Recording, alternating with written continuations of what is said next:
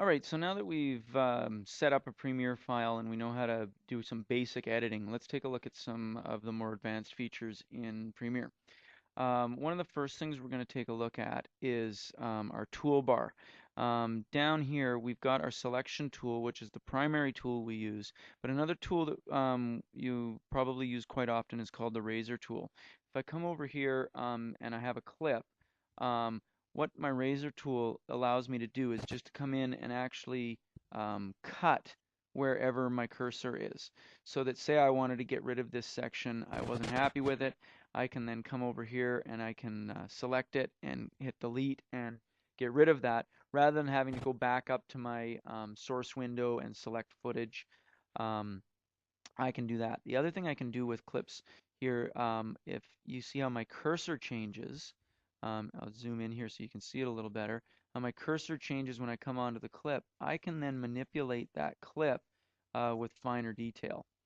Um, and I can do that at any point. And you'll see up in my monitor window, it gives me a little preview of where I'm going to. And if I zoom way in on that, I can actually go frame by frame. Another handy little trick is in any open clear section on your timeline, if you right click your mouse, you can hit ripple delete, and that actually pulls everything to the right of it over to your closest clip. That can be really handy when you've got a whole bunch of clips and a really big project going. You don't have to try to select everything and drag it over by hand. You can just right click and hit ripple delete. Um, so we've got our tools here. Like I say, the two main that we're going to use is selection tool and razor tool. The thing we want to take a look at are our layers. The way Premiere works is it comes with, it sets you up with 3 default layers. You can add more, as many as you need. 3 is usually enough for most projects.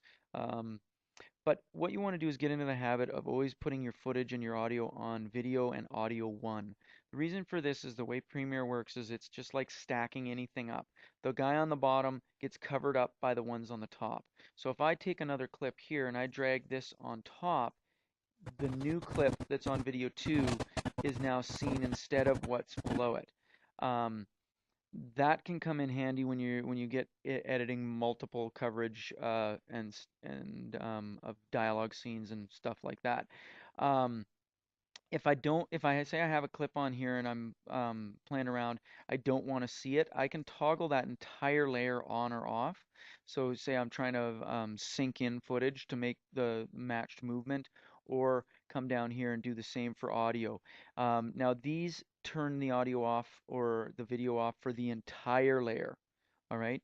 If you want to turn off audio or video for a single clip, you can come in here, and if you see down here, we have a line going through, and if I click and drag that line for the clip, it's just set that one clip down to 0. Um, Another way that you can work with these, say you want to add something like a fade or something like that in, you can make sure your clip is selected again, and you can add what's called a keyframe. So as long as you have 2 keyframes, you can grab one and manipulate one down, and now that's going to fade my audio on. And I can do this exact same thing with video here. The key is that you make sure that your clip is selected when you're doing this. So I can bring this down, and now I have a fade on from black. These keyframes can be really helpful if you need to manipulate the audio in certain points of your clip. If you're doing it at the beginning and end, there's actually an easier way of doing it, and that's with the presets. So I'm just going to undo this, and I'm going to come over to my effects panel. And for audio, you're looking at audio transitions, constant gain, and I'm just going to drag and drop it right onto my clip. And this gives me a nice fade. In the video transitions, if you come down to dissolve and cross dissolve, this gives me a fade on from black. Okay, or a fade between 2 clips if I came over here and put that on there, then I'd let me just turn that one off so you can see this. Um, so that would fade between 2 clips really nicely. You also have full control over this. If I come in and just onto the effect, I can actually click and drag the fade so that it either happens more quickly or it fades on over a longer distance. You have control over that.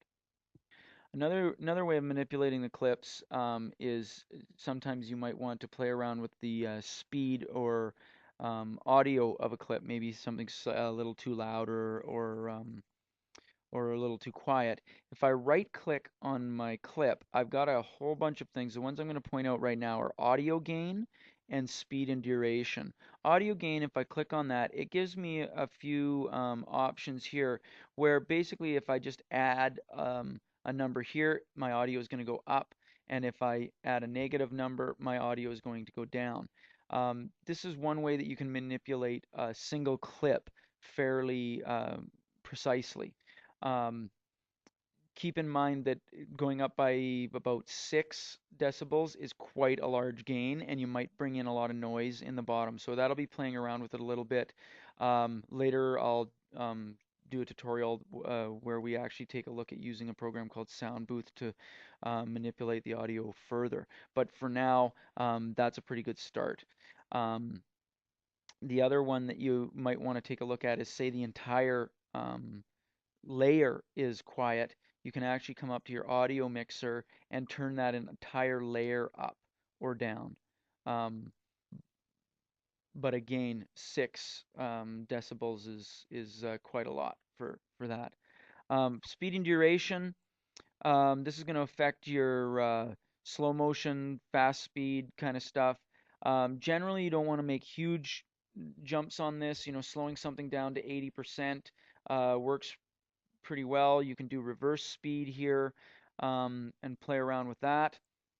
The other one that you might want to look at actually that I just thought of is the frame hold.